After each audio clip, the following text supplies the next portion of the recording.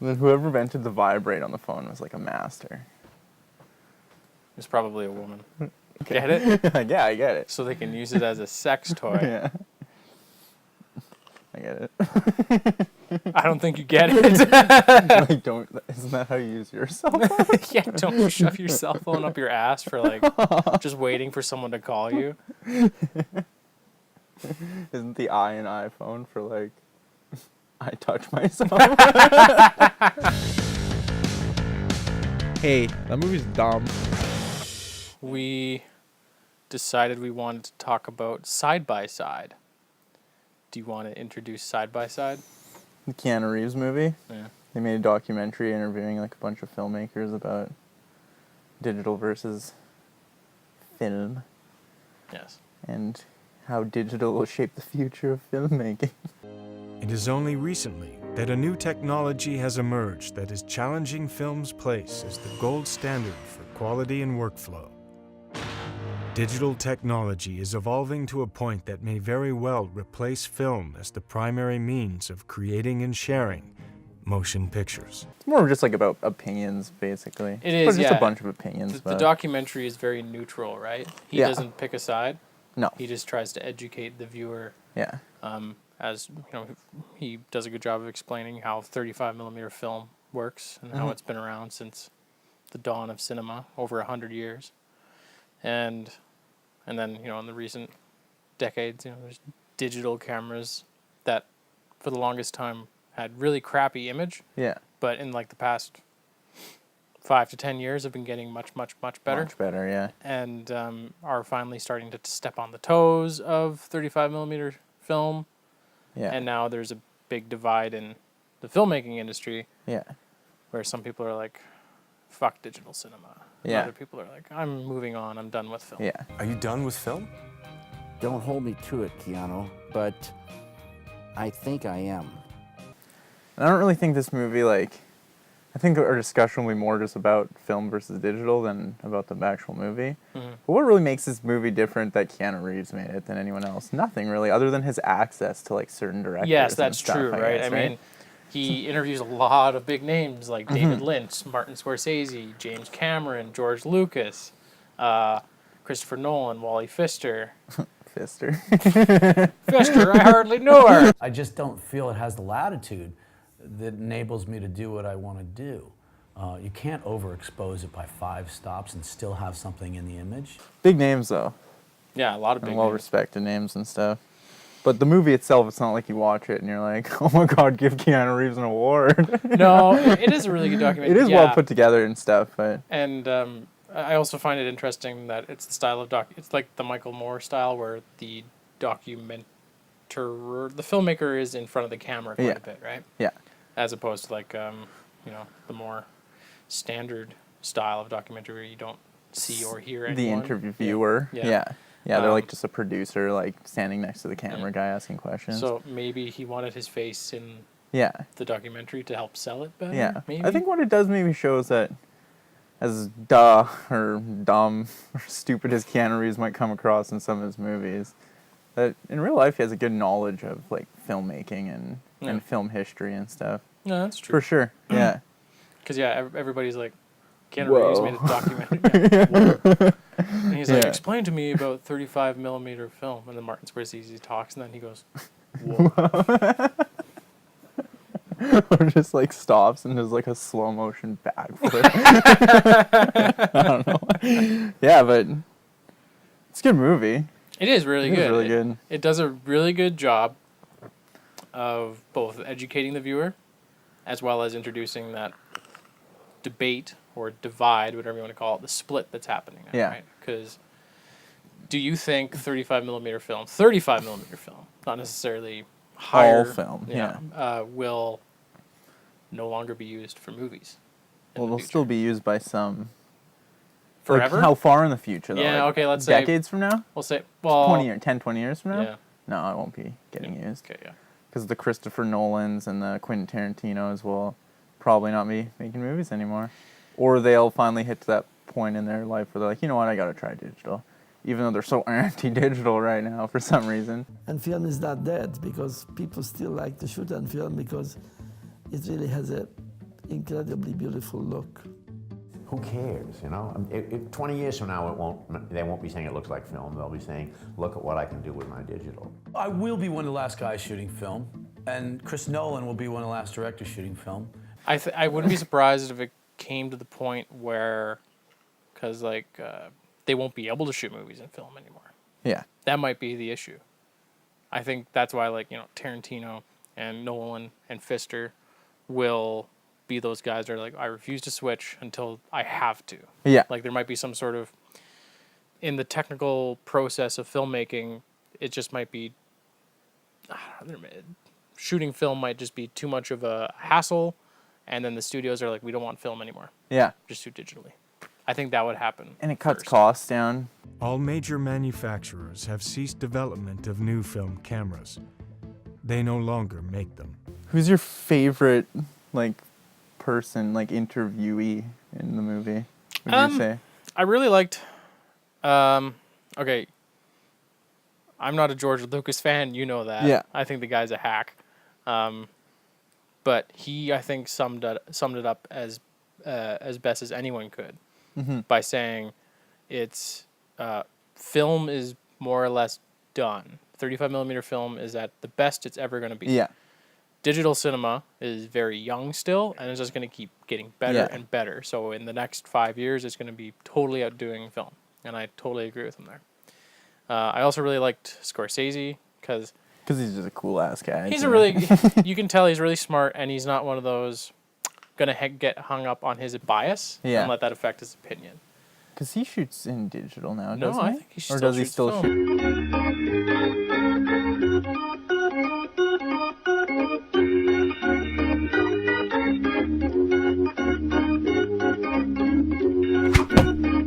But he's all for digital. He's like, Yeah. sure, that sort of thing. And he even brought up that when they get into the 3D part, he even talks about how he really likes 3D. Yeah. He's like, oh, it's amazing because you got the actors and it's almost like a theater stage play now, and there's music. It's beautiful. And then it cut to Wally Pfister's. I hate 3D. I put on those glasses, I get sick to my stomach. It's dark looking through them. The whole 3D phenomenon, it's a marketing fucking scheme, isn't it? I fucking hate 3D. Yeah. I don't know about Wally Pfister, though. Yeah. He comes across like his opinions are the only ones that matter. That's the only thing that bothers me about that guy. Yeah, he does. Well, maybe they chose to present him like that. You almost need to have someone like that in the movie, yeah. And Christopher Nolan was pretty on to film still, I remember from his interviews in that movie. Yeah, he's all about, like, The Dark Knight and The Dark Knight Rises, and was any Inception? No.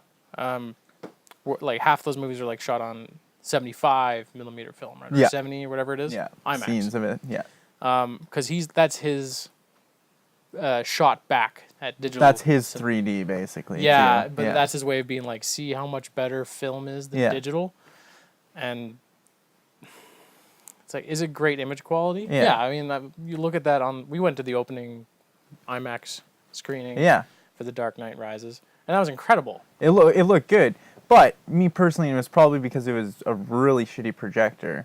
It was really nice because it was a huge image and it was pretty clear. But there was like burns all over that screen and stuff, I remember, and you could see like there was like one in the middle of the screen like that big, like the whole movie. I was like, what the fuck? But yeah, that's I always took like shooting like the Dark Knight movies with 70 mil for the action sequences was him being like, see, film is still way better looking. Mm-hmm. And if you watch it on the Blu-ray, it does look sick. It does look excellent. It looks minty. It does. I'm sure on 4K TVs and stuff now that footage would just look unreal. That's true. Unreal, yeah. However, he seems to miss the point, or one of the points of switching to digital. Yeah. Which is,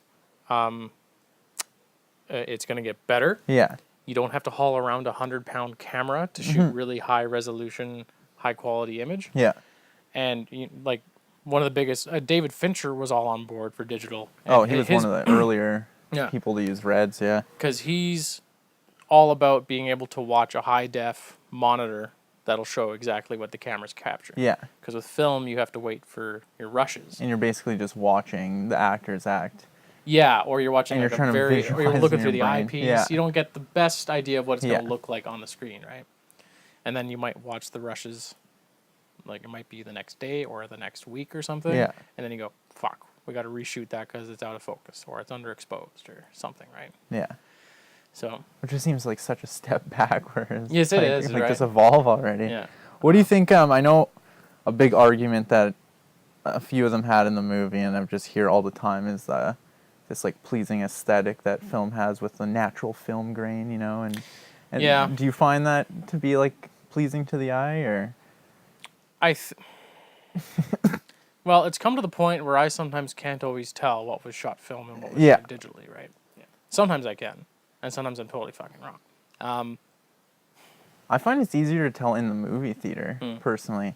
I remember seeing Django Unchained just in a normal cinema, and it looked good, but I don't know, personally, when I see a movie and it was shot on a red, I think it's obvious. There's very little film grain. If it's there, they put it there on purpose almost. And you just have a very nice, like, clear, you know, colorful image. Yeah. And you don't have to make it colorful. You can go District 9 and make it, you know, like, pale and looking. But there's just so much you can do with the image, and I find it more pleasing.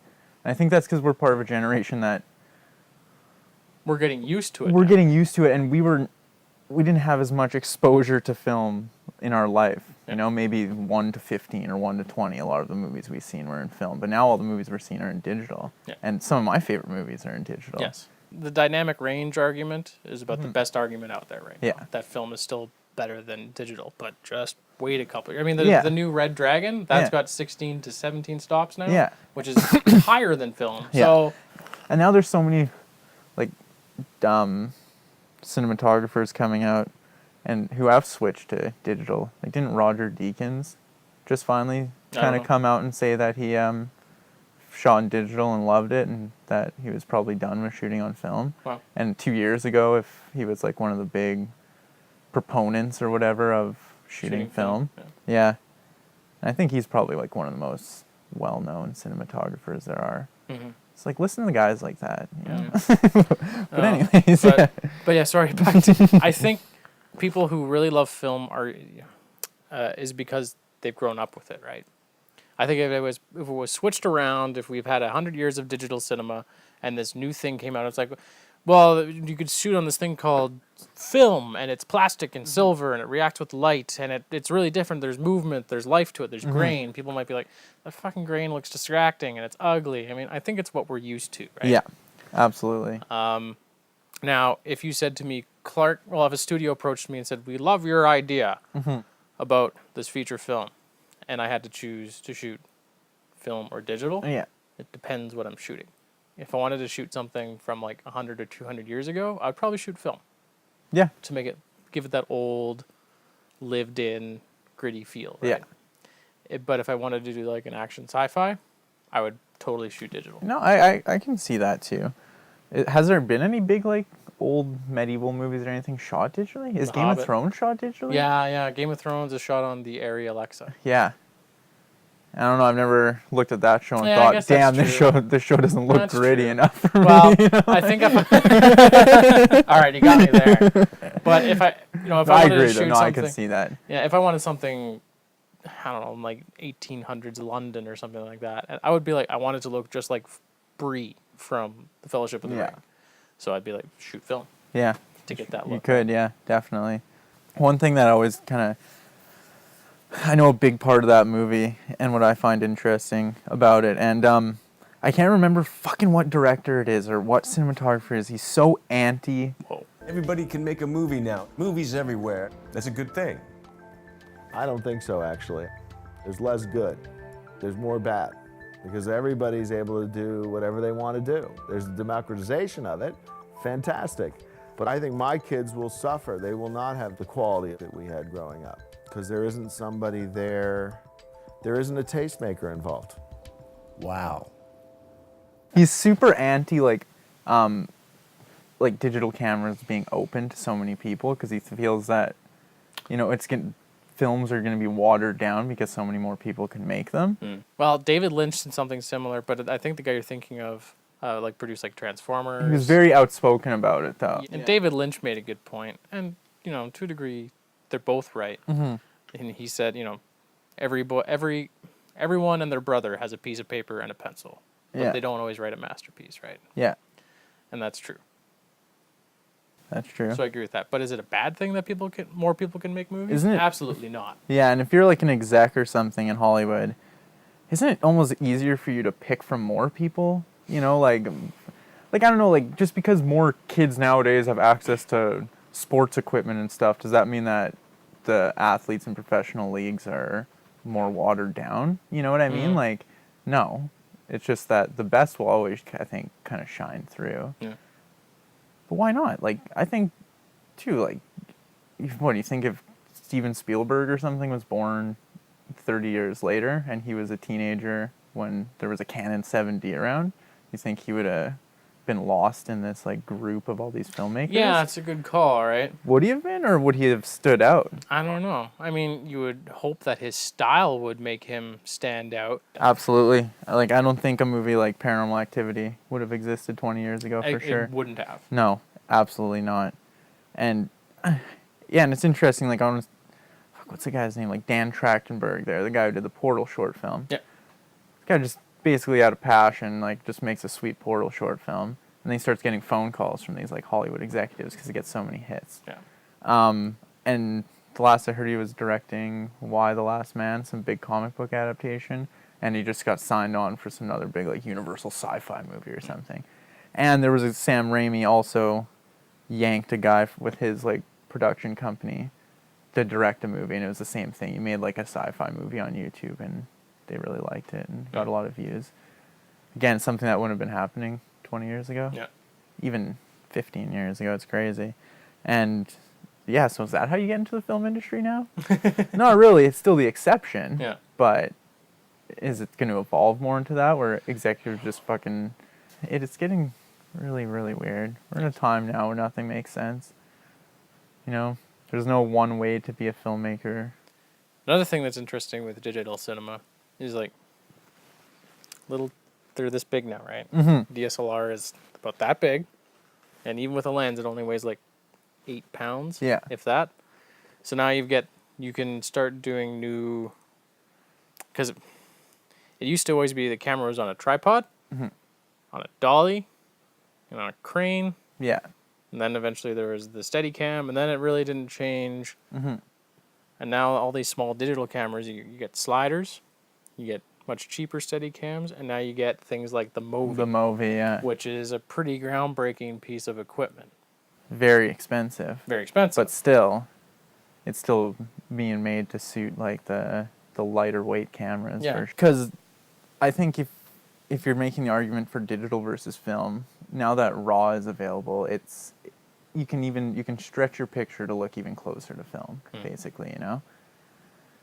So I don't know, I think as things advance more and more, the classic pro film people's arguments, I find, are just losing more and more ground. That's you true, know? yeah. The ground they're standing on is quickly breaking Shrinking away. and at the edges, breaking, right? yeah. Yeah, absolutely. And And even, you have to say it too, because I know even Christopher Nolan and stuff mentions it, how even shooting on film, it's all a digital process now. You develop that film and then you process it digitally, right? And you turn that into digital clips that you work with. So it's like, yeah. just get away from the film, bud. I know, it's an extra step now, right? Because, 20 plus years ago, it was, he would shoot on film, he would go in a canister, and he'd go in a room, and then he would watch them a day later, and then it was time to edit. Yeah. You would bring out all these old reels, and you'd have them wrapped around your shoulders so you can look at them, and you'd be running them through this great big machine. And now, nobody does that anymore. It all gets scanned into a computer, and that's where it's stored, and that's where it's edited, right?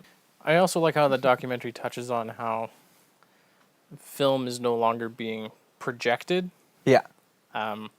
in movie theaters anymore. It's all digital projectors, and instead of a film reel, Yeah. it's hard drives now, right? And I don't think there's a single cinema in our city that projects 35 millimeter film.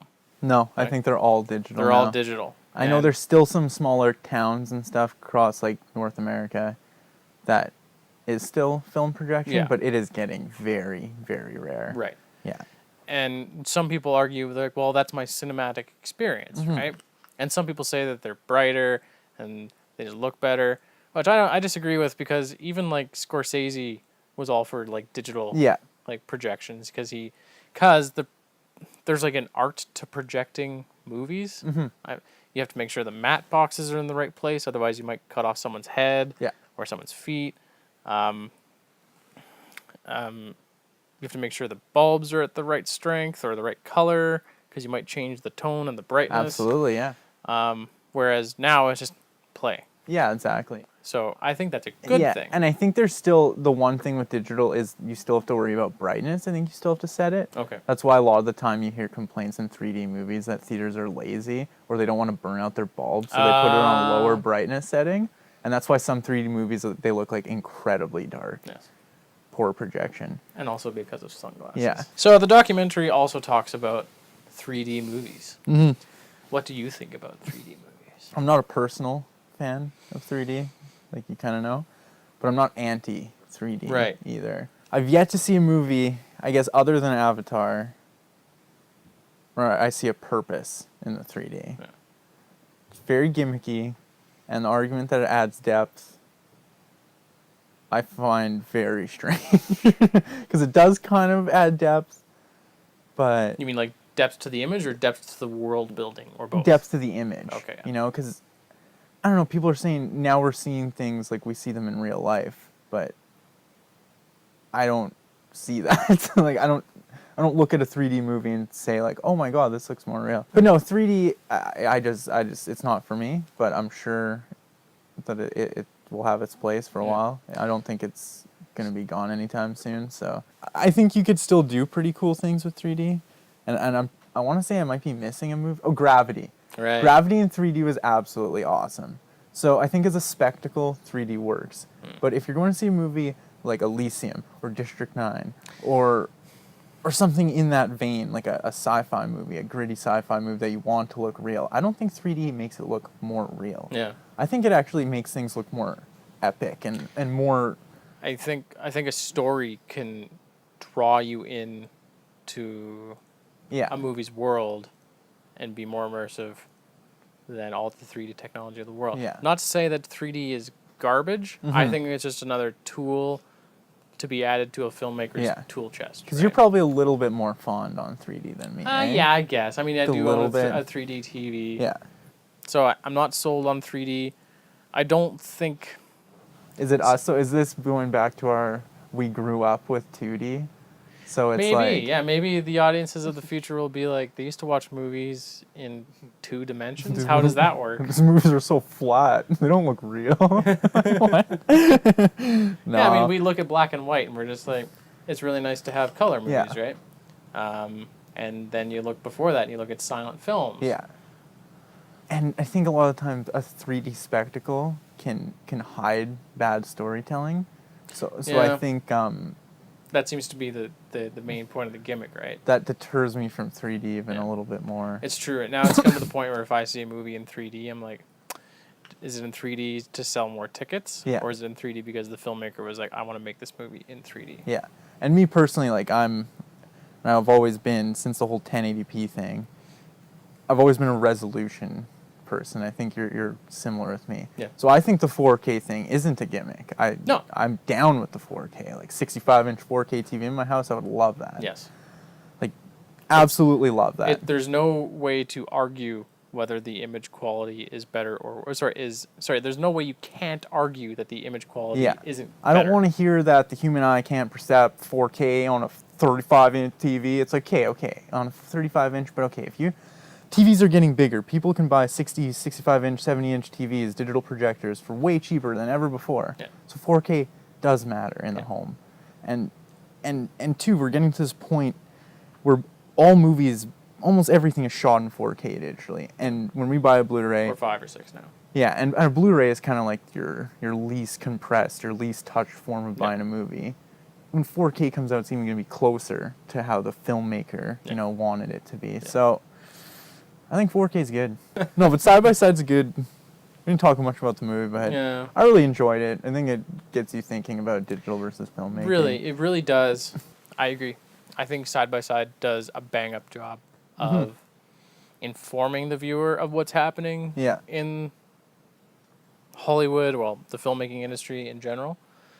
and why it's happening and where Yeah. it might go. I think that's really good. Yeah, and I think it's a movie too where you don't have to be into the topic to enjoy it. I think it can spark Yeah. interest in someone who might not be fully into. I think if you consider Practical. yourself a movie buff, you should watch this movie. Absolutely. And something I actually wanted to bring up super quickly where maybe me and you two are on such the side of digital filmmaking because we've both never even touched a film camera. Yeah. You know, where The closest I've ever come to working on film was a client gave me an old reel of film and Yeah. said, we need this scanned and then used in a video. So that's the closest I've ever and you had come to ship it somewhere, right? Yeah, yeah.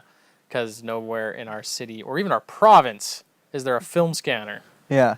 We'd have to use like DSLR to scan our film or something like that. Yeah. Um, Yeah, and with people too now, you know, any moviegoer is going to run into that point where, oh, I want to go see this movie on a Friday night, and they're like, oh, should I see it in digital projection? Should I see it in IMAX 3D? Like, Yeah. what option should I pick? And, you know, watching a movie like Side by Side, I think, just educates you on stuff Yeah. like that. Don't be dumb. Learn. Learn it. Don't be dumb. Don't be fucking stupid. And Keanu Reeves is cool, so. Yeah, he comes He's a across cool as guy. a nice guy, not as a douchebag. Yeah, good Canadian boy, too. Is he Canadian? Oh, yeah. I forgot Buddy, about pride of our country, that guy.